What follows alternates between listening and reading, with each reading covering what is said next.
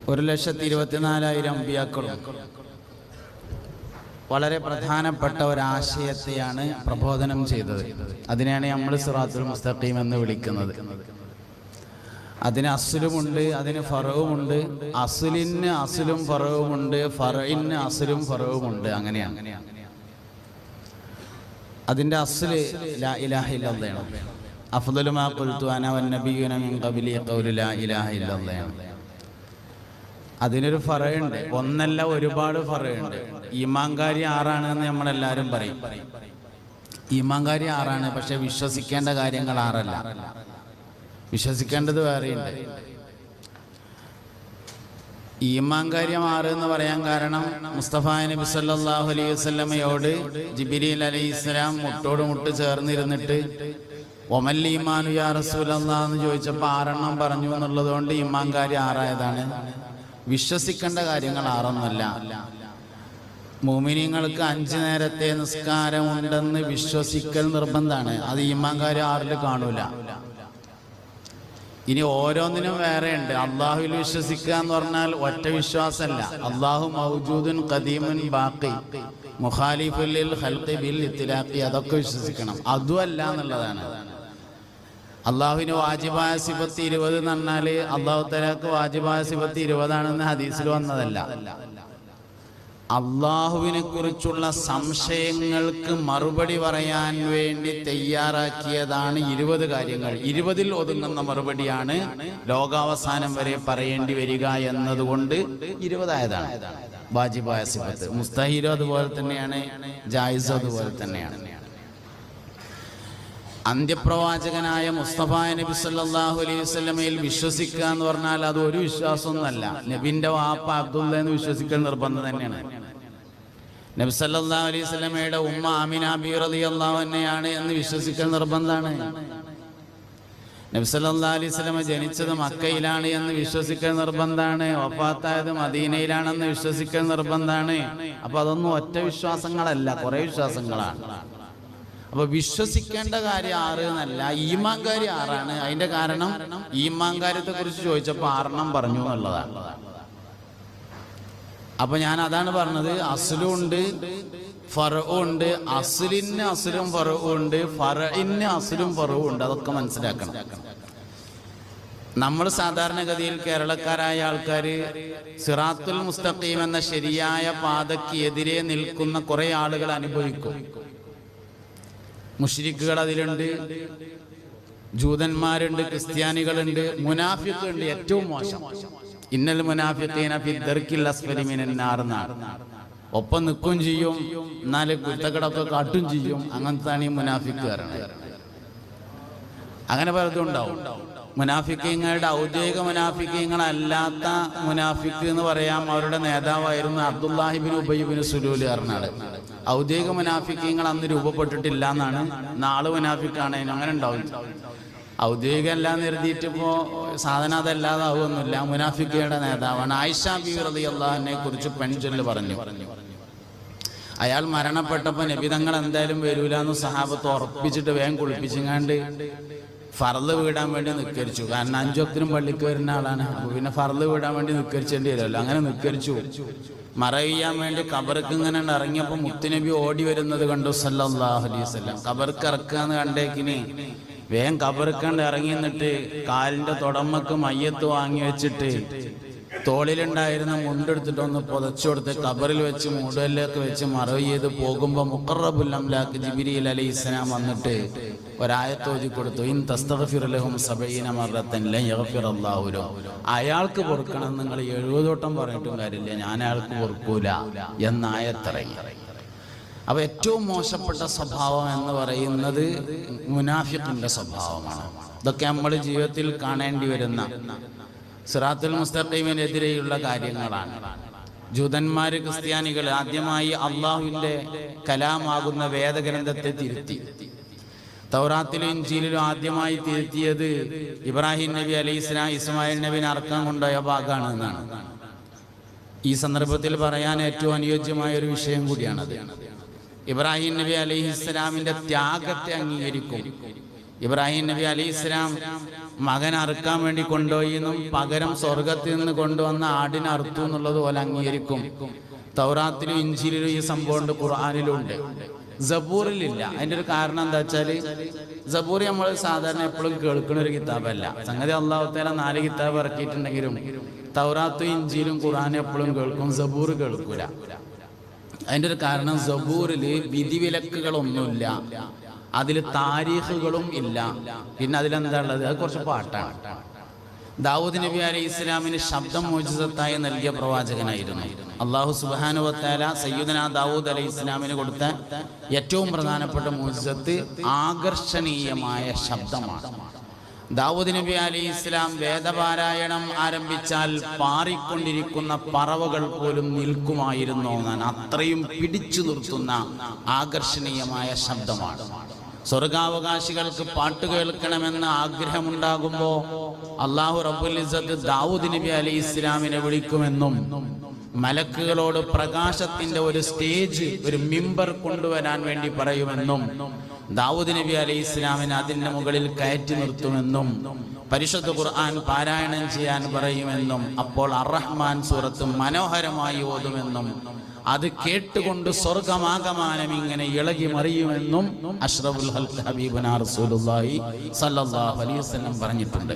ശബ്ദ മോചിതത്തായി നൽകപ്പെട്ട പ്രവാചകനായിരുന്നു മഹാനായ സയ്യിദുനാ ദാവൂദ് അലൈഹിസ്സലാം. ദാവൂദ് നബി അലൈഹിസ്സലാമിന് ഇറക്കപ്പെട്ട വേദഗ്രന്ഥം പദ്യരൂപത്തിലുള്ളതാണ്. അതിൽ സ്തോത്രങ്ങൾ മാത്രമാണ്, അള്ളാഹുവിനെ മദ്ഹ് ചെയ്യുന്ന വചനങ്ങൾ മാത്രമേ ഉള്ളൂ. അത് ശരിക്കും നമ്മൾ കേൾക്കലുണ്ട്. ക്രിസ്ത്യാനികളും ജൂതന്മാരും ഒക്കെ രാവിലെ വൈകുന്നേരം പാടുന്ന പാട്ടാണത്. അത് ബൈബിളിന്റെ അവസാന ഭാഗത്ത് പ്രസിദ്ധീകരിച്ചിട്ടുണ്ട്, ശ്രദ്ധയിൽപ്പെടാതെ പോകുന്നതാണ്. അതുകൊണ്ടാണ് ഇത് ചർച്ചയില്ലാതായതിന്റെ കാരണം. അതിൽ താരീഖും ഇല്ല, നിയമങ്ങളും ഇല്ല എന്നുള്ളതാണ്. താരീഖും നിയമങ്ങളും പറഞ്ഞിട്ടുള്ളത് 3 ഗ്രന്ഥങ്ങളിലാണ്. ഒന്ന് തൗറാത്തിലും, ഒന്ന് ഇഞ്ചീലിലും, ഒന്ന് ഖുർആൻ ശരീഫിലുമാണ്. തൗറാത്തിലും ഇബ്രാഹിം നബി അലൈഹി ഇസ്ലാം മകൻ അറക്കാൻ കൊണ്ടുപോയത് പറഞ്ഞിട്ടുണ്ട്. ഇഞ്ചീലിലും ഇബ്രാഹിം നബി അലൈഹി ഇസ്ലാം മകൻ അറക്കാൻ കൊണ്ടുപോയത് പറഞ്ഞിട്ടുണ്ട്. പക്ഷെ ഒരു വ്യത്യാസം എന്താ വെച്ചാല് അറക്കാൻ വേണ്ടി കൊണ്ടുപോയ മകൻ ഇസ്മായിൽ അലൈഹി ഇസ്ലാമാണ്. എല്ലാ ഗ്രന്ഥങ്ങളിലും അങ്ങനെ തന്നെയാണ് ഉണ്ടായിരുന്നത്. അവിടെയാണ് ജൂതന്മാർ തിരുത്തിയത്. തിരുത്താനൊരു കാരണമുണ്ട്. ഇസ്മായിൽ അലൈഹി ഇസ്ലാം എന്ന് പറയുന്നത് ഹാജറ ബീവി റളിയല്ലാഹു അൻഹയുടെ മകനാണ്. ഹാജറ ബീവിയിലാണ് ഇബ്രാഹിം നബി അലൈഹി ഇസ്ലാമിന് ആദ്യം കുട്ടി ഉണ്ടായത്. അത് 2ാം ഭാര്യയാണ്. ആദ്യത്തെ ഭാര്യ സാറാ ബീവിയിലാണ്. ആദ്യം കുട്ടി ഉണ്ടായിരുന്നത് 2ാം ഭാര്യയിലാണ്. 2ാം ഭാര്യയിൽ ഇസ്മായിൽ എന്ന കുട്ടി ഉണ്ടായിട്ട് 13 വർഷങ്ങൾക്ക് ശേഷമാണ് സാറാ ബീവിയിൽ ഇസ്ഹാഖ് എന്ന കുട്ടി ഉണ്ടാകുന്നത്. സാറാ ബീവിയുടെ സന്താന പരമ്പരയാണ് ജൂതന്മാർ എന്ന് പറയുന്നത്. സാറാ ബീവിയും ഹാജറ ബീവിയും തമ്മിൽ പ്രശ്നമൊന്നുമില്ല. സാറാ ബീവിയുടെ മകനായ ഇസ്ഹാഖ് നബിയും ഹാജറ ബീവിയുടെ മകനായ ഇസ്മായിൽ നബിയും തമ്മിൽ പ്രശ്നമൊന്നുമില്ല. പേരക്കുട്ടികൾ തമ്മിൽ നല്ല പ്രശ്നമുണ്ട്. അതാണ് സംഗതി. മദീനക്കാർ എന്ന് പറയുന്നത് ജൂതന്മാർ മുസ്ലിമായതാണ്. മക്കക്കാർ എന്ന് പറയുന്നത് മുശ്രിക്കുകൾ മുസ്ലിമായതാണ്. മക്കക്കാര് ഇസ്മായിലിന്റെ അഥവാ ഹാജറാബിയുടെ സന്താന പരമ്പരയും, മദീനക്കാർ എന്നത് സാറാബിയുടെ സന്താന പരമ്പര, അതായത് ഇസ്ഹാഖ് നബിയുടെ മക്കളുമാണ്. ജാഹിലിയ കാലഘട്ടത്തിൽ തന്നെ മദീനക്കാര് മക്കത്ത് വരൽ പതിവുണ്ട്. കഅബന്റെ അടുത്തൊക്കെ വരും, തവാഫൊക്കെ ചെയ്യും. സഫാ മർവന്റെ ഇടയ്ക്ക് പോകില്ല. കാരണം അത് ഹാജറ ബീവിയുമായി ബന്ധപ്പെട്ടതാണ്. അത് ഉൾക്കൊള്ളാൻ അവർക്ക് കഴിയില്ല എന്നുള്ളതാണ്. അതുകൊണ്ട് വേദത്തെ അവർ ആദ്യമായി തിരുത്തിയത് ഈ സംഭവമാണ്. കാര്യമായിട്ടൊന്നും ചെയ്തിട്ടില്ല. ഇബ്രാഹിം നബി അലൈഹി ഇസ്ലാം അറക്കാൻ കൊണ്ടുപോയതൊക്കെ അതേമാതിരിണ്ട്. പേര് മാത്രം വൈറ്റ്നറോണ്ടൊന്ന് വായിച്ചിട്ട് അതിന്റെ മേലെ ഇസ്മായിൽ എന്നുള്ളടത്ത് ഇസ്ഹാഖിന് എഴുതി കൊടുത്തു. അതാണ് ചെയ്തത്. അപ്പൊ ഒരു പ്രശ്നം ഉണ്ടായി. എന്താ പ്രശ്നം? ഈ സംഭവം മക്കയിലാണ് നടന്നതെന്ന് വരാൻ പാടില്ല. കാരണം ഇസ്ഹാഖ് നബി മക്കത്തേക്ക് തീരെ വന്നിട്ടില്ല. അപ്പൊ പിന്നെ അതും കൂടി ഒന്ന് വെട്ടേണ്ടി വന്നു. അതിനാൽ സ്ഥലത്തിന്റെ പേര് വെട്ടിയിട്ട് മക്ക എന്നുള്ളത് ഫലസ്തീനും ആക്കി. അങ്ങനെയുള്ള തിരുത്താണ് ആദ്യമായി ചെയ്തത്. അവർ വേദങ്ങൾ തിരുത്തി രംഗത്ത് വന്ന ആളുകളാണ് ജൂതന്മാരും ക്രിസ്ത്യാനികളും. ആദം നബി അലൈഹി ഇസ്ലാം മുതൽ ഇങ്ങനെ തുടർന്നു പോരുന്ന ലാ ഇലാഹ ഇല്ലല്ലാഹ് എന്ന് പറയുന്ന പരിശുദ്ധമായ ആശയത്തെ ജൂതന്മാരും ക്രിസ്ത്യാനികളും ആദ്യമായിട്ട് കേടുവരുത്തി. അവിടുന്ന് ഇങ്ങനെ പോരാണ്. ഈ പരിശുദ്ധമായ വിശ്വാസം ഇങ്ങനെ മുന്നോട്ട് പോന്നുകൊണ്ടിരിക്കുന്നു. എല്ലാ കാലഘട്ടത്തിലും അമ്പിയാക്കളെ കളവാക്കുന്ന ആളുകൾ വന്നു. മുസ്തഫ നബി സല്ലല്ലാഹു അലൈഹി വസല്ലം തങ്ങളുടെ കാലഘട്ടത്തിലും നബി തങ്ങളെ കളവാക്കുന്നവർ വന്നു. അബൂജഹലിന് ശരിക്കും എന്താ കുഴപ്പമെന്ന് ഞാൻ കുറെ ആലോചിച്ചു നോക്കി.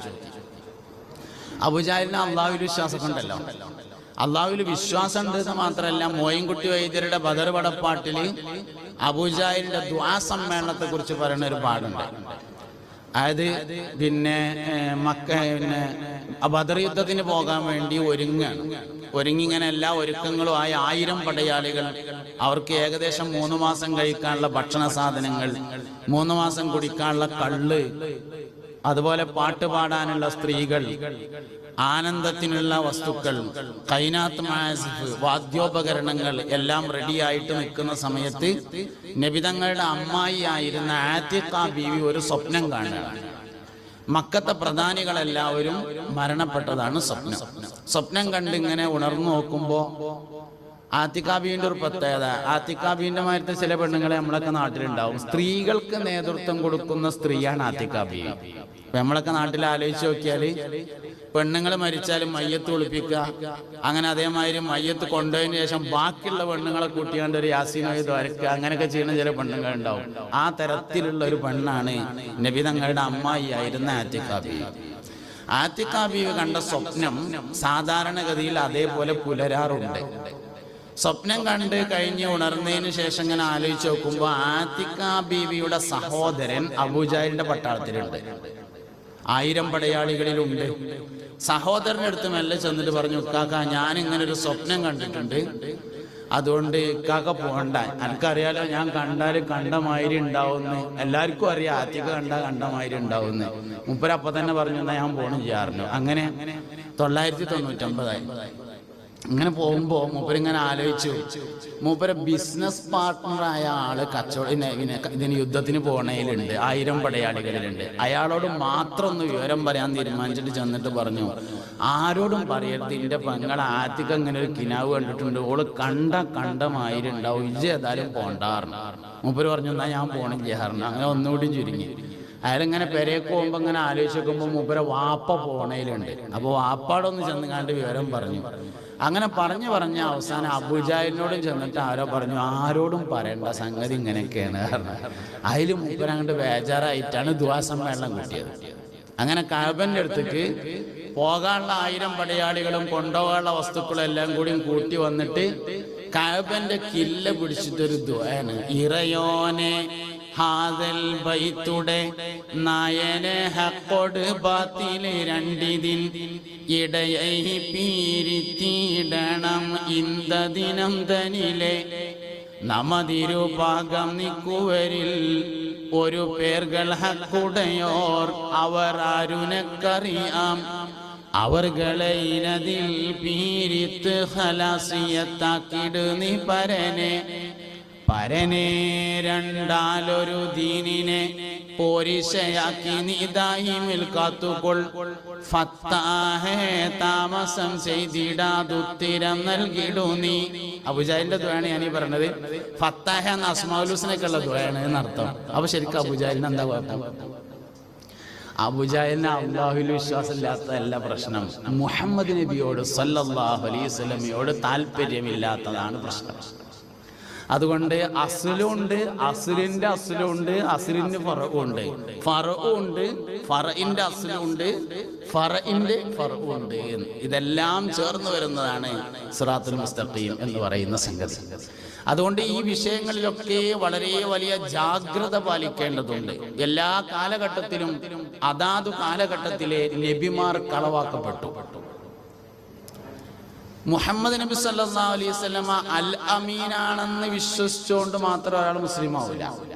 മുഹമ്മദ് നബി സല്ലല്ലാഹു അലൈഹി വസല്ലമ നീതിമാനാണെന്ന് വിശ്വസിച്ചുകൊണ്ട് മുസ്ലിം ആവില്ല. മുഹമ്മദ് നബി ലോകത്തെ ഏറ്റവും സൗന്ദര്യമുള്ള ആളാണെന്ന് വിശ്വസിച്ചുകൊണ്ട് മുസ്ലിം ആവില്ല. മുഹമ്മദ് നബി അള്ളാഹുവിന്റെ റസൂലാണെന്ന് തന്നെ വിശ്വസിക്കണം. അതിന്റെ താഴേക്കൊന്നും വിശ്വസിച്ച കാര്യമില്ല. ഈമാനിന് എപ്പോഴും കുഴപ്പം പറ്റുക ഫറഅ് കേടരലാണ്. അതായത് മുഹമ്മദ് നബിയിൽ താല്പര്യം കുറയലാണ് ആദ്യം സംഭവിക്കുക. കാമിലായ ഈമാന്റെ ഉദാഹരണം സയ്യിദുനാ അബൂബക്കർ സിദ്ദീഖ് റളിയല്ലാഹു അൻഹു ആണ്. സയ്യിദന അബൂബക്കർ സിദ്ദീഖ് റളിയല്ലാഹു അൻഹുവിന്റെ പ്രത്യേകത മുഹമ്മദ് നബിയുടെ പ്രത്യേകതയെ മനസ്സിലാക്കി എന്നതാണ്. യുക്തിവാദം, നിരീശ്വരവാദം, ലിബറലിസം, സർവമത സത്യവാദം എല്ലാം പരിശോധിച്ച് നോക്കി മുഹമ്മദ് നബിയോടുള്ള താല്പര്യക്കുറവാണ് ഉണ്ടാകുക സല്ലല്ലാഹു അലൈഹി വസല്ലം. മുഹറം മാസമായാലും നമ്മളൊക്കെ നാട്ടിലെ മദ്രസയിലെ ഉസ്താദുമാർ കുട്ടികൾക്ക് നബിദിന പരിപാടികൾ പഠിപ്പിക്കും. പാട്ടും പ്രസംഗവും കഥാപ്രസംഗവും സംഭാഷണവും അങ്ങനെയുള്ള പരിപാടികളൊക്കെ പഠിപ്പിച്ചു തുടങ്ങും. അതേ മുഹറം ആകുമ്പോൾ തന്നെ മുഹമ്മദ് അദ്ദേഹം സാധാരണ മനുഷ്യൻ തന്നെയാകുന്നു എന്ന പ്രഭാഷണം ആരംഭിക്കും. മുഹറം മാസം അങ്ങനെ ആവുന്നതോടുകൂടി കുട്ടികൾക്ക് നബിദിന പരിപാടികളൊക്കെ ഇങ്ങനെ പഠിപ്പിച്ചു തുടങ്ങണം. അതേ സമയത്ത് തന്നെ മൗലിദ് ശിർക്ക് തന്നെയാകുന്നു എന്ന് ഇലക്ട്രിക് പോസ്റ്റുമ കാണുകയും ചെയ്യാം. മുഹമ്മദ് നബിയോടുള്ള താല്പര്യക്കുറവ് സല്ലല്ലാഹു അലൈഹി വസല്ലം, അതാണ് ഈമാനിന്റെ നുഖ്സാനിയത്ത് എന്ന് പറഞ്ഞാൽ. അതുകൊണ്ട് ഈ വിഷയത്തെ വളരെ ഗൗരവത്തിൽ നമ്മൾ ഉൾക്കൊള്ളുകയും മനസ്സിലാക്കുകയൊക്കെ ചെയ്യേണ്ടതുണ്ട്. കാര്യങ്ങളെ ആളുകൾക്ക് നല്ല നിലയിൽ യുക്തിഭദ്രമായി പഠിപ്പിക്കണം. പണ്ടൊക്കെ എന്ന് പറഞ്ഞാൽ കണ്ണുർട്ടിയ നേരായിരുന്നു. ഇനി കണ്ണുർട്ടിയിലൊന്നും കാര്യമില്ല, കൃത്യമായി പറഞ്ഞു കൊടുക്കേണ്ടി വരും. അസ്സലാമു അലൈക്കും എന്ന് സലാം പറയേണ്ടത് മുസ്ലിങ്ങളോടാണ്, വഅലൈക്കും അസ്സലാം എന്ന് മടക്കേണ്ടത് മുസ്ലിങ്ങളോടാണ്. എന്തുകൊണ്ട് എന്നത് യുക്തിഭദ്രമായി പറയാൻ കഴിഞ്ഞില്ലെങ്കിൽ തീർച്ചയായിട്ടും കാര്യം ഉണ്ടാവില്ല. എന്തുകൊണ്ട്? ഇസ്ലാമിലെ പ്രയോഗങ്ങളൊക്കെ സാങ്കേതിക പ്രയോഗങ്ങളാണ്, ഭാഷാർത്ഥത്തിലുള്ള പ്രയോഗമല്ല. സ്വലാത്ത് എന്ന് പറഞ്ഞാൽ എന്താ? നമ്മളിങ്ങനെ റെയിൽവേ സ്റ്റേഷനിലല്ല, പിന്നെ എയർപോർട്ടിലൊക്കെ ചെന്നാൽ പ്രയർ ഹാൾ എന്ന് എഴുതിയിട്ടുണ്ടാവും. ദ്വാരക്കണ സ്ഥലം പ്രയർ. സ്വലാത്ത് എന്നതിന്റെ ഇംഗ്ലീഷാണ് പ്രയർ. പ്രയർ എന്ന് പറഞ്ഞാൽ ദ്വാരക്കണല്ല. പ്രയർ ഹാൾ എന്ന് എഴുതിച്ചാൽ ദ്വാരക്കണ സ്ഥലം എന്നല്ല, നിക്കരിച്ച സ്ഥലം എന്നാ. നിക്കാരെന്ന് പറഞ്ഞാൽ എന്താ? നീയത്തോടുകൂടി തക്ബീറത്തുൽ ഇഹ്റാം കൊണ്ട് തുടങ്ങി സലാം കൊണ്ട് അവസാനിക്കുന്ന ചില പ്രത്യേക വാക്കുകൾക്കും പ്രവൃത്തികൾക്കുമാണ് നിസ്കാരം എന്ന് പറയുന്നത്. ഇങ്ങനെ ഓരോ സാധനങ്ങൾ എടുത്തു നോക്കാണ്. സക്കാത്ത് എന്ന് പറഞ്ഞാൽ എന്താ? റമദാൻ എന്ന് പറഞ്ഞാൽ എന്താ? സൗം എന്ന് പറഞ്ഞാൽ പിടിച്ചിരിക്കുകയാണ്. ബസ് കയറിങ്ങാണ്ട് കമ്പി മുടിച്ചാണ്ട് ഇങ്ങനെ നിന്നാ നോമ്പാവും ആവൂലല്ലോ. പ്രഭാതം മുതൽ പ്രദോഷം വരെ നീയത്തോടുകൂടി നോമ്പ് മുറിയുന്ന കാര്യങ്ങളെ തൊട്ട് പിടിച്ചു നിൽക്കുന്നതിന് സാങ്കേതികമായി പറയുന്ന ഒരു വാക്കാണ് സൗം എന്നത്. വഹാബികളും ജമാഅത്തുകാര് തബ്ലീഗുകാര് ഇവർക്കൊക്കെ പറ്റിയുള്ള പ്രശ്നം സാങ്കേതിക ഡിക്ഷണറി ഓപ്പറേറ്റ് ചെയ്തില്ല എന്നതാണ്. സുന്നത്ത് ജമാഅത്ത് പഠിപ്പിക്കണമെന്നും പഠിക്കണമെന്നും ആരെങ്കിലും ആഗ്രഹിക്കുന്നുണ്ടെങ്കിൽ ആദ്യമായി ചെയ്യേണ്ടത് സാങ്കേതിക ഡിക്ഷണറി ഓപ്പറേറ്റ് ചെയ്യണം. സാങ്കേതിക ഡിക്ഷണറി ഓപ്പറേറ്റ് ചെയ്യുക എന്ന് പറഞ്ഞാൽ ഒരു ചോദ്യം നമ്മൾ കേട്ട് കഴിഞ്ഞാൽ ആ ചോദ്യത്തിൽ എത്ര സാങ്കേതിക പദങ്ങൾ ഉണ്ടെന്ന് ആദ്യം പരിശോധിക്കണം. ഇപ്പോൾ ഉദാഹരണമായിട്ട് പറയാം, ഖുത്ബ എന്ന് പറഞ്ഞാൽ പ്രസംഗമല്ലേ, പ്രസംഗം എന്ന് പറഞ്ഞാൽ തിരിയേണ്ടതല്ലേ, തിരിയണമെങ്കിൽ മലയാളത്തിലാവണ്ടേ എന്ന് ചോദിച്ചു വിചാരിക്കാം. ഇതിലെത്ര സാങ്കേതിക പദം ഉണ്ട് നോക്കണം. ഒന്ന്, ഖുത്ബ എന്നതൊരു സാങ്കേതിക പദം. രണ്ട്, പ്രസംഗം എന്നതൊരു സാങ്കേതിക പദം. രണ്ട് സാങ്കേതിക പദങ്ങൾ അതിലുണ്ട്. ഇതാദ്യമായിട്ട് എന്താണെന്ന് മനസ്സിലാവണം. ഇതിൽപ്പെട്ടതാണ് ഇബാദത്ത് എന്ന് പറഞ്ഞാൽ എന്താണെന്ന് മനസ്സിലാവണം. ഇങ്ങനെ സാങ്കേതിക പദങ്ങൾ ഓപ്പറേറ്റ് ചെയ്തെങ്കിൽ മാത്രമാണ് നമുക്കൊരു വിഷയത്തിന് മറുപടി പറയാൻ കഴിയുള്ളൂ. ഇപ്പോ പിന്നെ ഞാൻ ഇപ്പോൾ അടുത്ത് പിന്നെ എന്ത് കേട്ട്, പിന്നെ സദഖത്തുൽ ഉസ്താദ്, അള്ളാഹുവിന്റെ ദർജ ഉയർത്തി കൊടുക്കട്ടെ, സദഖത്തുൽ ഉസ്താദ് ഒരിക്കൽ 1000 ചോദ്യങ്ങളും അവയുടെ ഉത്തരവുമുള്ള ഒരു പുസ്തകം എഴുതിത്തരാം. 1000 ചോദ്യം അതിന്റെ ഉത്തരം. എന്നിട്ട് സംശയമില്ല നമുക്ക് കാണിച്ചു കൊടുത്ത് ഈ പുസ്തകം ഞാൻ പ്രസിദ്ധീകരിക്കാൻ വേണ്ടി പോവാണ്, അള്ളാഹുവിന്റെ ദർജ ഉയർത്തട്ടെ, ഇത് ഞാൻ പ്രസിദ്ധീകരിക്കാൻ ഉദ്ദേശിക്കുന്നതും നോക്കി തരുമെന്ന് പറഞ്ഞപ്പോൾ അങ്ങനെ മൊത്തം നോക്കിയിട്ട് സംശയമില്ലമ്മ തിരിച്ചു കൊടുത്തവ പറഞ്ഞത്രേ ചോദ്യം ഒഴിവാക്കിയിട്ട് ഉത്തരം മാത്രം പ്രസിദ്ധീകരിച്ചാൽ മതി. അപ്പൊ മഹാനവർ ചോദിച്ചു, എന്തേത് ചോദ്യത്തിന് എന്താ കുഴപ്പമെന്ന് ചോദിച്ചപ്പോൾ പറഞ്ഞു, ഈ ചോദ്യം ഉത്തരം ഒരാൾ വായിച്ചു, ചോദ്യം അയാൾക്ക് മനസ്സിലാവുകയും ഉത്തരം അയാൾക്ക് മനസ്സിലാകാതിരിക്കുകയും ചെയ്താൽ മുബ്തദിയാവും.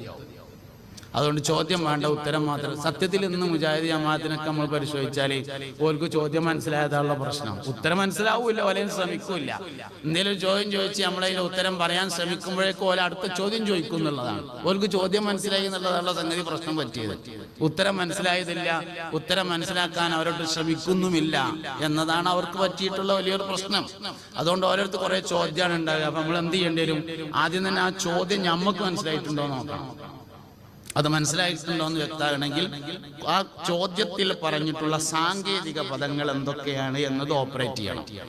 അങ്ങനെ സലാം പറയൽ അസ്സലാമു അലൈക്കും എന്ന് മുസ്ലിങ്ങളോട് മാത്രമേ പറയാൻ പാടുള്ളൂ. എന്തുകൊണ്ട് എന്ന് ചോദിച്ചാൽ അതിലെ അസ്സലാമു എന്ന സലാം എന്നാൽ എന്താണ് എന്നതിൻ്റെ അതെന്തിനുള്ള പ്രയോഗമാണ്, അതുകൊണ്ട് എന്താണ് ഉദ്ദേശം എന്നതാണ് ആദ്യം പരിശോധിക്കേണ്ടത്.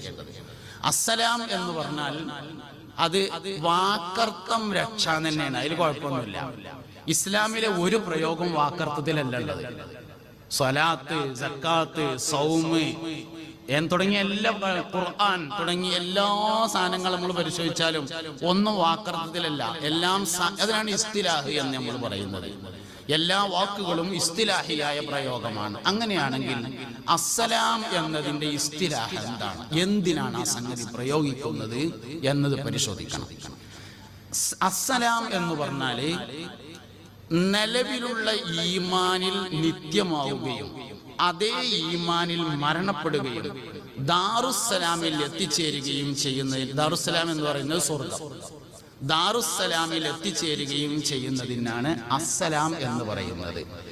നിലവിലുള്ള ഈമാനിൽ വിശ്വാസത്തിൽ സ്ഥിരമാകട്ടെ എന്നത് നിലവിൽ ഈമാനുള്ളവർക്ക് മാത്രമേ ഫിറ്റാകുള്ളൂ എന്നതുകൊണ്ടാണ് മുസ്ലിമിനോട് മാത്രം പറയാൻ പറ്റുള്ളൂ എന്ന് പറഞ്ഞിട്ടുള്ളതിന്റെ കാരണം.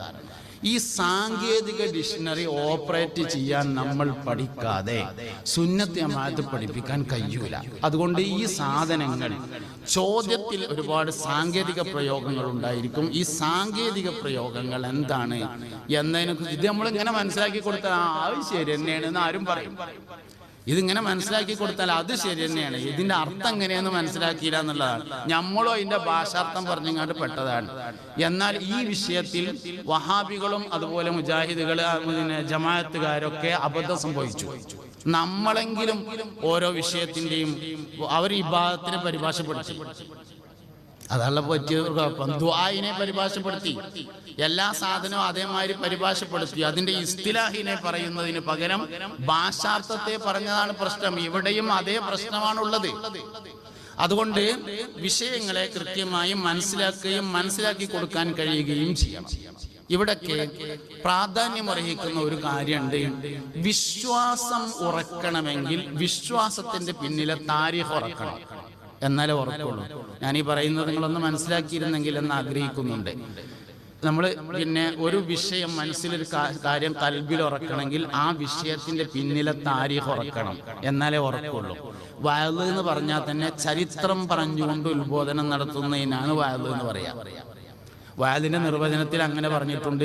മുൻകഴിഞ്ഞ സാലിഹീങ്ങൾ, മഹത്തുക്കൾ എന്നിവരുടെ താരീഖ് പറഞ്ഞുകൊണ്ട് ആളുകൾക്ക് ഉത്ബോധനം നടത്തുന്നതിനാണ് വഅദ് എന്ന് പറയുന്നത്.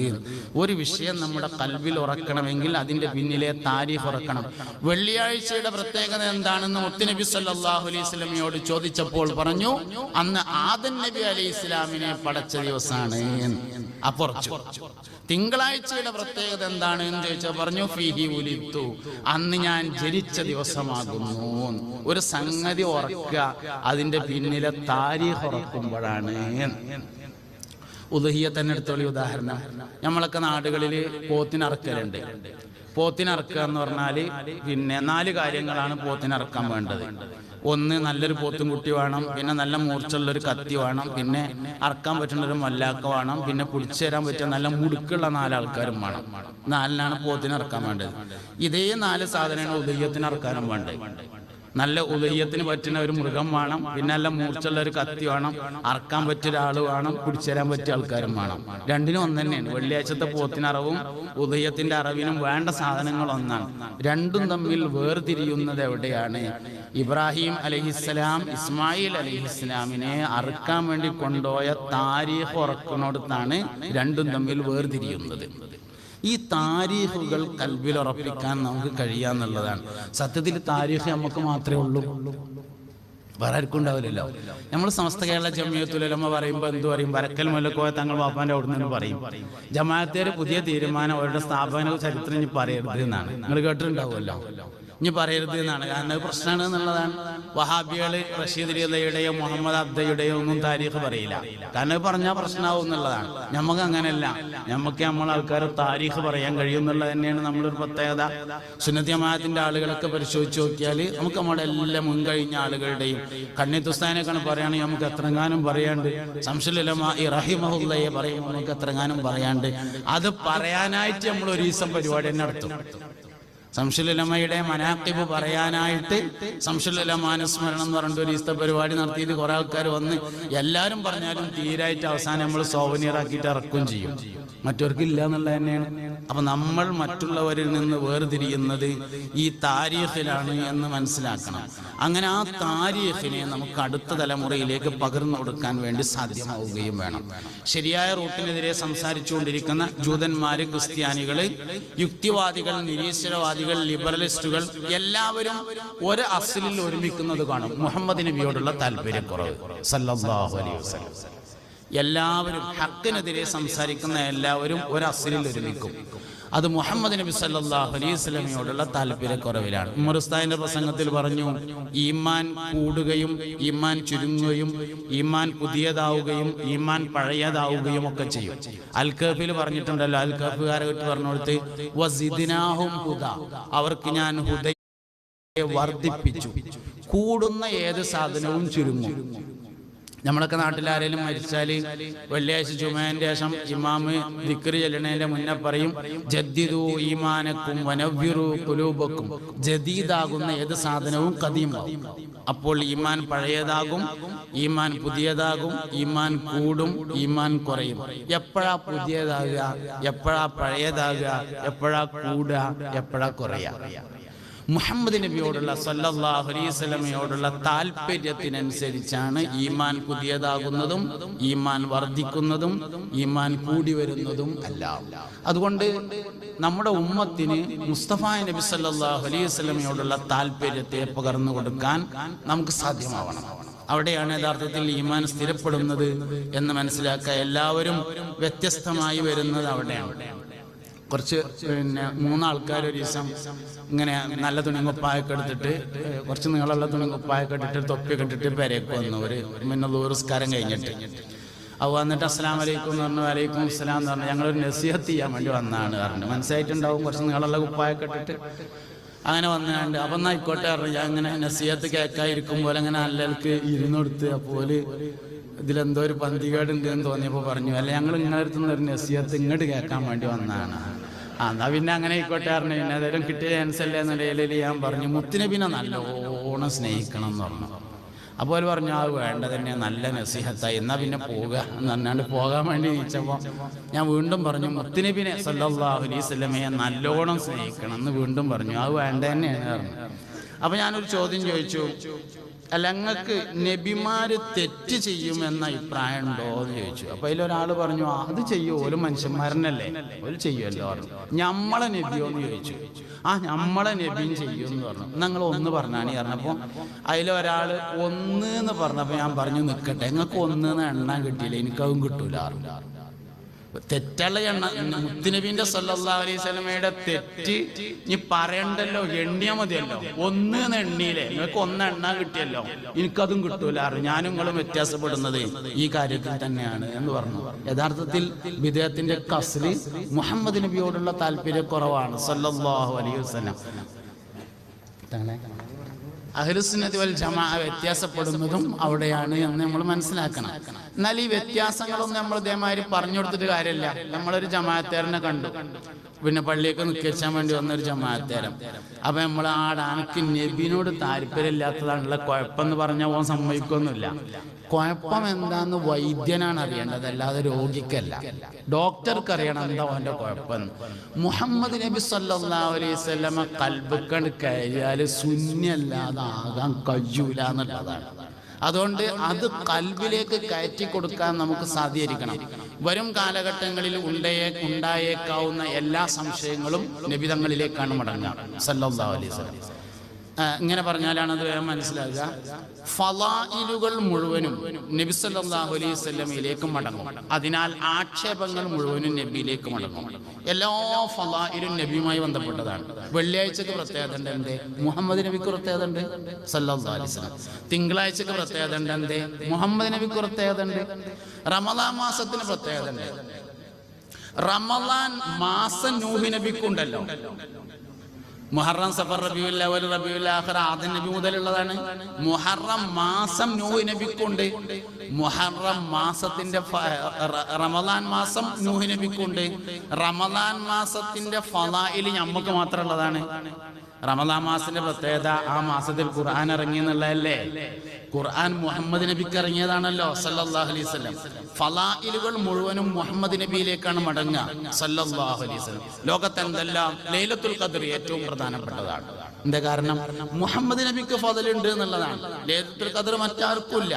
ലൈലത്തുൽ ഖദ്റിന്റെ പ്രത്യേകത ലൈലത്തുൽ ഖദ്ർ ഇന്നാ അൻസൽനാഹു ഫീ ലൈലത്തുൽ ഖദ്ർ. ഖുർആൻ ഇറങ്ങി എന്നതാണ്. ഖുർആൻ മുഹമ്മദ് നബി സല്ലല്ലാഹു അലൈഹി വസല്ലമക്ക് ഇറങ്ങിയതാണ്. അതിനാൽ എല്ലാ ഫളായിലുകളും നബി സല്ലല്ലാഹു അലൈഹി വസല്ലമയിലേക്ക് മടങ്ങും. നിങ്ങൾ അല്ലാഹുവിനോട് സ്വർഗം ചോദിക്കുമ്പോൾ ജന്നാത്തുൽ ഫിർദൗസ് ചോദിക്കണേ മുഹമ്മദ് നബി സല്ലല്ലാഹു അലൈഹി വസല്ലം. സ്വർഗത്തിന് 100 ദറജ ഉണ്ട് എന്നാണ് നമ്മൾ പഠിച്ചത്. അതിലെ ഏറ്റവും മഹത്തായ 1-ാം ദറജ അല്ലെങ്കിൽ 100-ാം ദറജ, അത് എവിടുന്ന് എണ്ണണിച്ചാൽ അതിനനുസരിച്ചാണ്. 100-ാം ദറജയാണ് അല്ലെങ്കിൽ 1-ാം ദറജയാണ് ജന്നാത്തുൽ ഫിർദൗസ് എന്ന് പറഞ്ഞത്. 1-ാം ദറജയിലും 2-ാം ദറജയിലും 3-ാം ദറജയിലും ഇല്ലാത്ത എന്താണ് ഫിർദൗസിലുള്ളത്? 1-ാം ദറജയിലും 1,00,000 ഖാദിമീങ്ങളാണ്. 1-ാം ദറജയിലും 40 വീട് ചേർന്ന ഒറ്റ വീടാണ്. 1-ാം ദറജയിലും ധരിക്കാനുള്ള ആഭരണം 40 വീടിന്റെ നടുവിലുള്ള മരത്തുമൊക്കെ അയച്ചിരിക്കുകയാണ്. എല്ലാം അങ്ങനെ തന്നെയാണ്. 1-ാം ദറജയിലും ഓമ്പഴം തിന്നണമെന്ന് ആലോചിക്കുമ്പോഴേക്ക് തോലൊഴിച്ചിട്ട് തൊള്ളേക്ക് വരികയാണ്. 100-ാം ദറജയിലും അത് അങ്ങനെ തന്നെയാണ്. പിന്നെ എന്താണ് 1-ാം ദറജയും 100-ാം ദറജയും തമ്മിൽ വ്യത്യാസം? ജന്നാത്തുൽ ഫിർദൗസിന്റെ പ്രത്യേകത ഫളല് അവിടെ മുഹമ്മദ് നബി ഉണ്ട് എന്നതാണ് സല്ലല്ലാഹു അലൈഹി വസല്ലം. എല്ലാ ഫളായിലുകളും മുത്തുനബി സല്ലല്ലാഹു അലൈഹി വസല്ലമയിലേക്ക് മടങ്ങുന്നതാണ്. ദുനിയാവിലെ ഏറ്റവും ഖൈറായ ഉമ്മത്തി നമ്മളാണ്. എന്താ കാരണം? ഹല്ലുക്കും ഫിദ്ദുനിയാ ഇയ്യായ. ദുനിയാവിൽ അല്ലാഹു നിങ്ങൾക്ക് ചെയ്തു തന്ന ഏറ്റവും വലിയ ഭാഗ്യം ഞാൻ തന്നെയാകുന്നു എന്ന് അഷ്റഫുൽ വറ ഹബീബുനാ റസൂലുള്ളാഹി സ്വല്ലല്ലാഹു അലൈഹി വസല്ലം തങ്ങൾ പറഞ്ഞിട്ടുണ്ട്. ഇതിന് നേരെ ഓപ്പോസിറ്റ്, ഈ പറഞ്ഞതിന് നേരെ ഓപ്പോസിറ്റാണ് ആക്ഷേപങ്ങളൊക്കെ മുഹമ്മദ് നബിയിലേക്ക് മടക്കും സല്ലല്ലാഹു അലൈഹി വസല്ലം. ഇതാണ് നമ്മൾ വളരെ ഗൗരവത്തോടുകൂടെ കാണേണ്ടതും ശ്രദ്ധയോടുകൂടെ ഇരിക്കേണ്ടതുമായ കാര്യം. ഖുർആനിനെ ആക്ഷേപിക്കുന്ന ഒരാൾ ഖുർആനിനെ മോശമാക്കലല്ല ഉദ്ദേശിക്കുന്നത്, മുഹമ്മദ് നബിയെ മോശമാക്കലാണ്. സിറാത്ത് പാലത്തെ വിമർശിക്കുന്ന ഒരാള് സിറാത്ത് പാലത്തെ മോശമാക്കലല്ല ഉദ്ദേശിക്കുന്നത്, മുഹമ്മദ് നബിയെ മോശമാക്കാനാണ് ഉദ്ദേശിക്കുന്നത്. ഇനി വരുന്ന കാലഘട്ടത്തിൽ മുസ്ലിം ഉമ്മത്ത് നേരിടേണ്ടി വരുന്ന ഏറ്റവും വലിയ വെല്ലുവിളിയാണത്. അതുകൊണ്ട് മുത്തുനബി സല്ലല്ലാഹു അലൈഹി വസല്ലമയെ നന്നായി പഠിക്കണം. വേണമെങ്കിൽ നമുക്ക് ഉദാഹരണങ്ങൾ പരിശോധിക്കാൻ പറ്റും. ഏറ്റവും അടുത്തായിട്ട് വന്നിട്ടുള്ള ചില വിവാദങ്ങൾ. ഒരിക്കൽ ഒരാള് നബി തങ്ങൾക്ക് സല്ലല്ലാഹു അലൈഹി വസല്ലമ തങ്ങൾക്ക് അല്പം കള്ള് കൊണ്ടുപോയി കൊടുത്തു. അപ്പൊ നബി തങ്ങൾ ആ കള്ള് കിട്ടിയേക്കിന് ചോദിച്ചു, എടാ ഇത് കൊണ്ടുവരുന്നത് ആരും കണ്ടിട്ടില്ലല്ലോ എന്ന് ചോദിച്ചു. അപ്പൊ അയാൾ പറഞ്ഞു, ഇല്ല നബിയെ, ഞാനത് ഇല കൊണ്ട് മറച്ചു പിടിച്ചാണ് കൊണ്ടുവന്നത് എന്ന് പറഞ്ഞു. അങ്ങോട്ട് കാട്ടിക്കാന്ന് പറഞ്ഞങ്ങാണ്ട് വാങ്ങിങ്ങാണ്ട് കുടിച്ചു എന്നാണ് ഏറ്റവും പുതിയ വിവാദമാണ്. ഇതിങ്ങനെ കേൾക്കുമ്പോ നമുക്ക് എന്താ തോന്നാ? അടച്ചവനെ എന്തെങ്കിലും ഉണ്ടായോന്നാവോ അല്ലാ അന്നത്തെ കാലത്ത് എന്ന് തോന്നിയാൽ ഈമാന്റെ അഡ്രസ്സും ഫോൺ നമ്പറും വാട്സപ്പ് നമ്പറും ഇമെയിൽ ഐ ഡി ഒക്കെ അപ്പ് പോയിട്ടുണ്ടാവും. മറുപടി പിന്നെ ആരോടെങ്കിലും ചോദിച്ചുണ്ടാക്കി കൊടുത്തിട്ട് വേണം. അപ്പോഴേക്ക് ഈമാൻ പോയി. ലവലേശം മുഹമ്മദ് നബിയിൽ സംശയം തോന്നിയാൽ സല്ലല്ലാഹു അലൈഹി വസല്ലം ഈമാൻ ആ സെക്കൻഡിൽ പോയിരിക്കും. മറുപടി പിന്നെ വരുള്ളൂ. മറുപടി കിട്ടാതെ തന്നെ ഇന്ത്യൻ നബിന്റെ ഇരുന്ന അങ്ങനെ ഒരു കാര്യം ഉണ്ടാവില്ല എന്ന് പറയുന്ന കൽബ് പുതിയ തലമുറക്ക് കൊടുക്കാൻ നമുക്ക് കഴിയണമെന്ന്. ഞമ്മക്കുണ്ടാവണമെന്നല്ല, നമുക്കുണ്ടാവും. പുതിയ തലമുറക്ക് അങ്ങനെ ഒരു കൽബിനെ കൊടുക്കാൻ നമുക്ക് കഴിയണം. അവിടെയുള്ള സിദ്ദീഖുൽ അക്ബർ റളിയല്ലാഹു അൻഹു വിജയിച്ചത് മിഅ്റാജിന്റെ രാത്രി പോയി വന്നിട്ട് നബി സല്ലല്ലാഹു അലൈഹി വസല്ലം കഅബമക്ക് തല വെച്ചിട്ട് ഇങ്ങനെ ഇരിക്കുകയാണ്.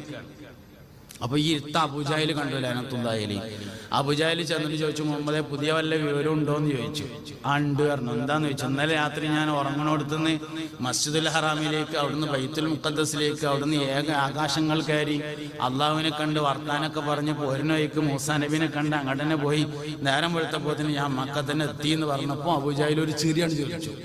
ആ ചിരിയുടെ അർത്ഥം നമുക്കറിയാലോ, ഒരുമാതിരി ചിരി, ആക്കണ ചിരി ആണ് ചിരിച്ചു.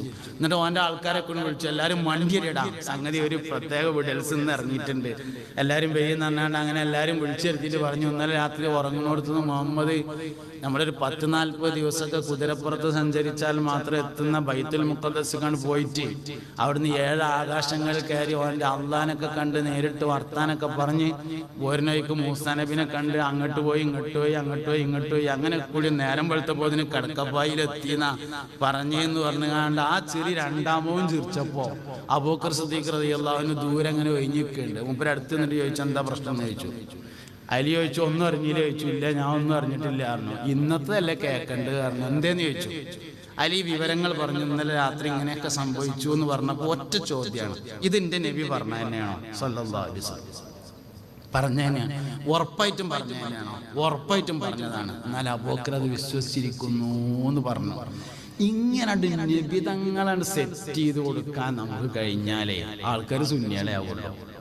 ഇത് സെറ്റ് ചെയ്ത് കൊടുക്കാൻ നമുക്ക് കഴിയണം. പുതിയ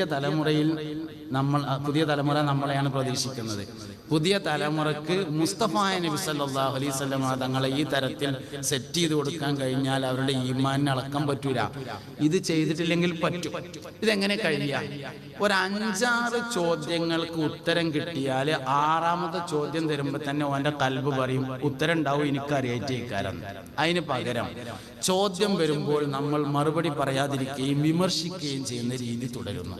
നമ്മളൊക്കെ ഏതായാലും മാലിൽ ജോലി ചെയ്യാണ് എന്ന് വിചാരിക്കും. അപ്പോൾ മാലിൽ നമ്മളൊരു ദൂരസ്കാരം അസർസ്കാരം കഴിഞ്ഞിട്ട് ഒരാൾ റൂമുക്ക് വന്നാണ്ട് എന്തെങ്കിലും ഒരു ഇഷ്കാല് ചോദിച്ചാലും തുടങ്ങേണ്ടിട്ടോ സംഗതി പോയി എന്നാ തോന്നണേന്ന് നമുക്ക് തോന്നുന്നത്. അങ്ങനല്ല, കൃത്യമായ മറുപടി പറഞ്ഞു കൊടുത്താൽ ഒരു 5 ചോദ്യത്തിന് ഉത്തരം കൃത്യമായിട്ട് കിട്ടിയാൽ 6ാമത്തെ ചോദ്യം വരുമ്പോൾ അവരുടെ കൽബ് പറയുമ്പോൾ ഉത്തരമൊക്കെ ഉണ്ടാവും, എനിക്കറിയായിട്ടേക്കാരെന്ന്. ഈ 5 ഉത്തരം കിട്ടിയില്ലെങ്കിൽ ഉണ്ടാകാവുന്ന പ്രശ്നങ്ങളാണ് ഓരോന്നും. ഹദീസിൽ സംശയം ഉണ്ടായാൽ ആദ്യം ചെയ്യേണ്ടത് എന്താ? ഏതെങ്കിലും ഒരു ഹദീസിൽ സംശയം ഉണ്ടായാൽ ആദ്യം ചെയ്യേണ്ടത് ഈ ഹദീസ് എവിടെ ഉള്ളതെന്നാണ് ആദ്യം പരിശോധിക്കേണ്ടത്. എവിടെയാണ് ഈ ഹദീസ് ഉള്ളത്? അപ്പൊ ഞാൻ ഈ പറഞ്ഞ കാര്യം ഇത് എവിടെ ഉള്ളതെന്ന് ആദ്യം നോക്കണം. ഇത് സഹീഹ് മുസ്ലിമിൽ ഇമാം മുസ്ലിം റളിയല്ലാഹു അൻഹു ഉദ്ധരിച്ചൊരു ഹദീസാണ്. അങ്ങനെയാണെങ്കിൽ എന്താണ് ഇതിന്റെ യഥാർത്ഥ രൂപം? അതിന്റെ ശറഹുകൾ ഉൾപ്പെടെ, അതിന്റെ സബബ് ഉൾപ്പെടെ, അതിന്റെ സാഹചര്യം ഉൾപ്പെടെയുള്ള കാര്യങ്ങൾ പരിശോധിച്ചാൽ വളരെ കറക്റ്റ് ആയിരിക്കും. എന്താ സംഭവം എന്നറിയോ? ഈത്തപ്പഴത്തിൽ നിന്നെടുക്കുന്ന ഒരു പാനീയം അന്ന് കുടിക്കൽ പതിവുണ്ട്. അതിന്റെ രൂപം പറയണത്, ഈത്തപ്പഴം ഇങ്ങനെ ഒരു റൂമിൽ അട്ടിടും, എന്നിട്ട് അതിലിങ്ങനെ ഇടയ്ക്ക് വെള്ളം കുടഞ്ഞു കൊടുക്കും. അപ്പൊ നല്ല മധുരമുള്ള ഒരു പാനീയം അതിന്റെ താഴെ കൂടി ഇങ്ങനെ ഊറിയിട്ട് അതൊരു പാത്രത്തിലേക്ക് ശേഖരിക്കും. ഇന്ന് അതിന് നമുക്ക് അസീർ എന്ന് പറയാം, ജ്യൂസ് എന്ന് പറയാം. അന്ന് ജ്യൂസ് എന്ന സിസ്റ്റം ഇല്ലാത്തതുകൊണ്ട് അത് പറയാൻ പറ്റില്ല. മനസ്സിലാകാൻ വേണ്ടി പറഞ്ഞതിന് കുഴപ്പമില്ല. പക്ഷെ അതിന് ഹദീസിൽ ഉപയോഗിച്ച വാക്ക് അസീറാണ്. ഈ വാക്കാണ് ഈ പ്രശ്നം ഉണ്ടാക്കിയത്. അതായത് അതിന് ഉപയോഗിച്ച ഒറിജിനൽ വാക്ക് ഞാൻ മനഃപൂർവ്വം പരാമർശിക്കാതിരിക്കുന്നു. ആ വാക്ക് ഇന്ന് ഗൂഗിളിൽ അടിച്ചാലേ അതേ പേരിൽ ഒരു ഇന്റർനാഷണൽ കമ്പനി ഒരു മദ്യം പുറത്തിറക്കിയിട്ടുണ്ട് എന്നതാണ് കാരണം. അപ്പൊ അത് ഗൂഗിളിൽ അടിച്ചാൽ ഒരു കള്ളിന്റെ പരസ്യമാണ് വരിക. അതിന് തെറ്റിദ്ധരിച്ചതാണ് സംഗതി. അങ്ങനത്തെ ഒരു സാധനം, ഒരു അസീർ, ഒരു സാധനം അന്ന് കുടിക്കൽ പതിവുണ്ട്. ആ സാധനം ഒരാൾ നബി തങ്ങൾക്ക് കൊണ്ടുവന്നു കൊടുത്തു. ഈത്തപ്പഴത്തിൽ നിന്ന് ശേഖരിച്ച ഒരു പാനീയം. അതേ സാധനം കള്ളാക്കി മാറ്റിയും ഉപയോഗിക്കൽ പതിവുണ്ട്. ഇതിനെ കള്ളാക്കി എങ്ങനെ വെച്ചാൽ വെയിലത്ത് വെച്ച് ചൂടാവുമ്പോൾ അതിൽ നെരിയും പതിയൊക്കെ വന്നിട്ട് പുളിക്കും.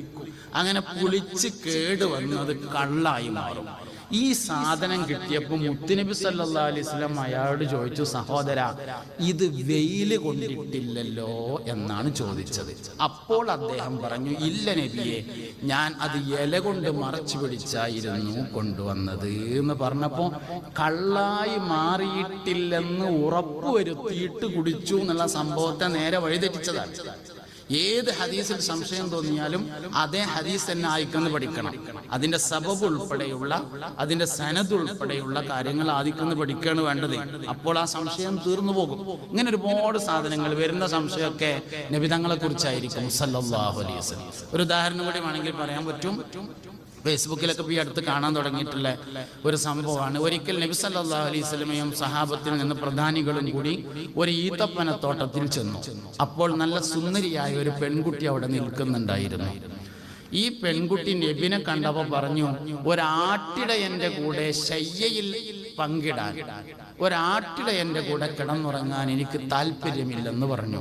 അപ്പോൾ നബി തങ്ങൾ കൂടെയുണ്ടായിരുന്ന അനുചരന്മാരോട് അവൾക്ക് ഒരു കൂട്ട് വസ്ത്രം വാങ്ങിക്കൊടുത്ത് വേഗത്തിൽ തിരിച്ചയക്കണമെന്ന് നിർദ്ദേശിക്കുകയും അങ്ങനെ ഒരു കൂട്ട് ഡ്രസ്സ് വാങ്ങിക്കൊടുത്തുകൊണ്ട് വേഗം തിരിച്ചയക്കുകയും ചെയ്തു എന്നാണ് ഒരു വിമർശനം.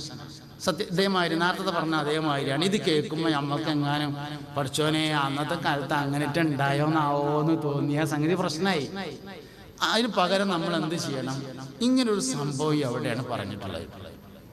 ഈ സംഭവം മുഹമ്മദ് ബിൻ ഇസ്മായിൽ ബുഖാരി റളിയല്ലാഹു അൻഹു തന്റെ സഹീഹിൽ പറഞ്ഞിട്ടുള്ളൊരു സംഭവമാണ്. അതെന്താ സംഗതി വെച്ചാൽ, നബി സല്ലല്ലാഹു അലൈഹി വസല്ലം മദീനയിൽ വന്നു. മദീനയിൽ വന്ന സമയത്ത് മദീനക്കാരനായ ഒരു അൻസാരി തൻ്റെ മകളെ നബി തങ്ങൾക്ക് കെട്ടിച്ചു കൊടുക്കണമെന്ന് തീരുമാനിച്ചു. അങ്ങനെ മോളെടുത്ത് ചെന്നപ്പോൾ മോള് സമ്മതിക്കണമല്ലോ. അതിനെന്ത് പറഞ്ഞു? മദീനയിൽ പുതിയൊരു രാജാവ് വന്നിട്ടുണ്ട്, രാജാവിനൊരു കല്യാണാലോചന നടക്കുന്നുണ്ട്, അന്നെ ഞാൻ രാജാവിനെ കൊണ്ട് കെട്ടിക്കട്ടെ എന്ന് ചോദിച്ചു. അപ്പൊ മോള് പറഞ്ഞു, ആയിക്കോട്ടെ, രാജാവിനെ കൊണ്ടല്ലേ എന്ന്. അങ്ങനെ പോയിട്ട് മൂപ്പര് നബിനോട് പറഞ്ഞു, എൻ്റെ മോളങ്ങക്ക് ഞാൻ കെട്ടിച്ചെന്ന് പറഞ്ഞു. നബി സല്ലല്ലാഹു അലൈഹി വസല്ലം ഞാൻ സ്വീകരിച്ചു എന്നും പറഞ്ഞു. ഇതിന്റെ ചടങ്ങ് നടക്കുകയാണ് ഒരു ഈത്തപ്പനത്തോട്ടത്തിൽ. അതായത് ഈത്തപ്പനത്തോട്ടം എന്ന് പറഞ്ഞാൽ അന്നത്തെ ഓഡിറ്റോറിയമാണ്. അന്ന് കല്യാണം നടക്കുന്ന സ്ഥലമാണ് എവിടെ? ഈത്തപ്പനത്തോട്ടത്തിലാണ് അന്നത്തെ എല്ലാ കല്യാണവും നടക്കുക. അപ്പൊ അന്നത്തെ ഓഡിറ്റോറിയമാണ് ഈത്തപ്പനത്തോട്ടം. അവിടെ അങ്ങനെ കല്യാണം നടക്കുകയാണ്. നബിന്റെ കൂടെ സഹാബത്തുണ്ട് റളിയല്ലാഹു അൻഹു, പെണ്ണിന്റെ കൂടെ പെണ്ണിന്റെ വാപ്പിയമ്മയും കുടുംബക്കാരൊക്കെ ഉണ്ട്. അങ്ങനെ രണ്ടു കൂട്ടരും വന്നിട്ടുള്ള കല്യാണമാണ്. ഈ കല്യാണം നടക്കുന്ന സദസ്സിൽ വെച്ച് ആദ്യമായിട്ട് ഈ പെണ്ണ് നബി തങ്ങളെ കാണാണ് സല്ലല്ലാഹു അലൈഹി വസല്ലം. അപ്പോൾ വാപ്പ പറഞ്ഞിരുന്നത് രാജാവിനെ കൊണ്ട് കെട്ടിക്കാന്നാണല്ലോ. ഇത് രാജാവൊന്നുമല്ലല്ലോ, ഒരാടിനെ നോക്കുന്ന ആളാണല്ലോ എന്ന് പെണ്ണിന് തോന്നി. ഈ വിവരം അറിഞ്ഞ നബി സല്ലല്ലാഹു അലൈഹി വസല്ലം ഇരിക്കാനുള്ള വസ്ത്രം വാങ്ങിക്കൊടുത്തിട്ട് തിരിച്ചയച്ചു എന്നതാണ് താരീഖ്. അപ്പൊ എന്താ സംഭവിച്ചാല്, ഇങ്ങനെ നബി സല്ലല്ലാഹു അലൈഹി വസല്ലമയെ തെറ്റിദ്ധരിപ്പിക്കലാണ് ഇനിയുള്ള കാലത്ത് നമ്മൾ ഭീഷണിയോടുകൂടെ കാണേണ്ട പ്രധാനപ്പെട്ട ഒരു കാര്യം എന്ന് പറയുന്നത്. അപ്പൊ ഇത്തരം കാര്യങ്ങളിലൊക്കെ ശ്രദ്ധിച്ചാല് നിരീശ്വരവാദം, യുക്തിവാദം, ലിബറലിസം തുടങ്ങിയ എല്ലാ കാര്യങ്ങളെയും പ്രതിരോധിക്കാൻ നമുക്ക് സാധ്യമാവും. അഹ്ലുസുന്നത്തി വൽ ജമാഅത്തിൽ ആളുകളെ അടിയുറപ്പിച്ച് നിർത്താൻ സാധിക്കും. നമ്മൾ മറ്റുള്ളവരിൽ നിന്ന് വേർതിരിയുന്നത് മുൻഗാമികളായ നമ്മുടെ ആളുകളുടെ താരീഖാണെന്ന് ഞാൻ പറഞ്ഞു. അത് നല്ലോണം പറഞ്ഞു കൊടുക്കാൻ നമുക്ക് കഴിയണം. നമ്മളെ സമസ്തയുടെ സുന്നി യുവജന സംഘത്തിൻ്റെ സംസ്ഥാന വർക്കിംഗ് സെക്രട്ടറിയും മലപ്പുറം ജില്ലാ ജനറൽ സെക്രട്ടറിയും ഒക്കെ ആയിരുന്ന പി മുഹമ്മദ് ഫൈസി ഒരിക്കൽ ബഹുമാനപ്പെട്ട ഹൈദർലി ഷിഹാബ് തങ്ങളുടെ പാപ്പാനെ കുറിച്ച് പറഞ്ഞ ഒരു അനുഭവം ഞാൻ നേരിട്ട് കേട്ടിട്ടുണ്ട്. ഈ സുന്നി മഹല്ല് ഫെഡറേഷൻ പഴയ കാലത്ത് ഇർഷാദുൽ യാഫി എന്ന അബ്ദുല്ലാഹിൽ യാഫി റളിയല്ലാഹു അൻഹുവിന്റെ കിതാബിന് ഒരു ശറഹ് പ്രസിദ്ധീകരിച്ചിരുന്നു. ഒരു സുന്നി മഹല്ല് ഫെഡറേഷന്റെ സാമ്പത്തിക ഇതിന് വേണ്ടിയിട്ടാണ്, കലക്ഷന് വേണ്ടിയിട്ട് പ്രസിദ്ധീകരിച്ചത്.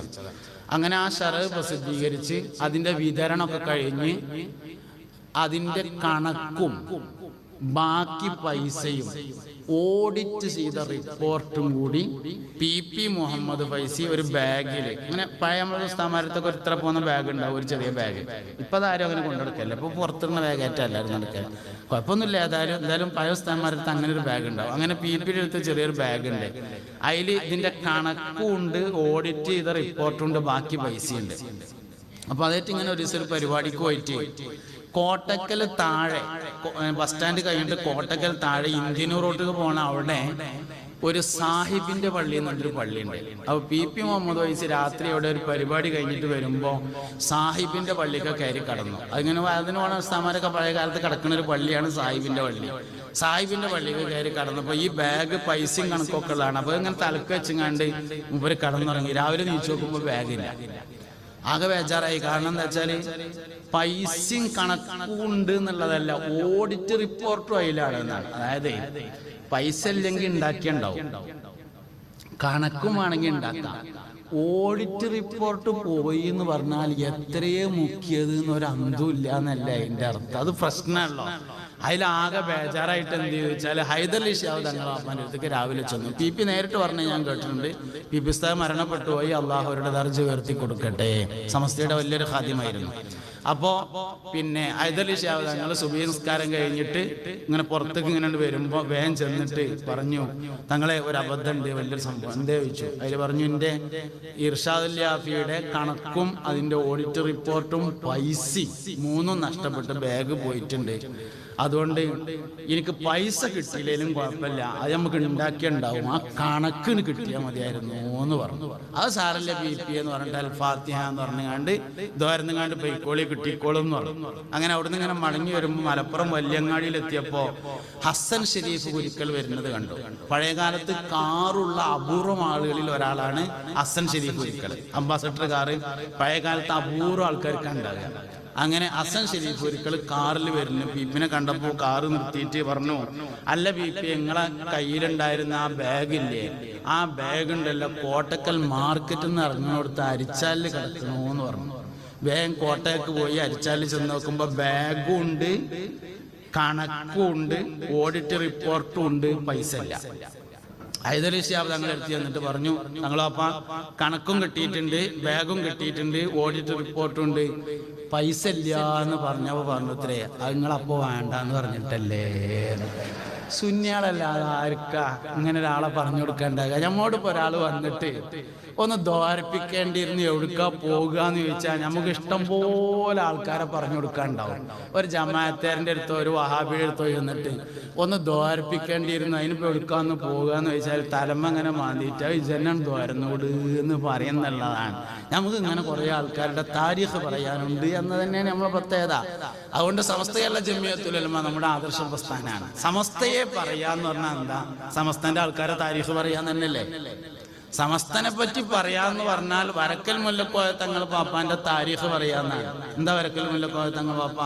ഒരു മനുഷ്യന് നേടിയെടുക്കാൻ കഴിയുന്ന ആത്മീയ ഉന്നതികൾ, ഒന്ന് നുബുവത്താണ്, രണ്ടാമത്തേത് സിയാദത്താണ്, മൂന്നാമത്തേത് ഇൽമാണ്, നാലാമത്തേത് വിലായത്താണ്.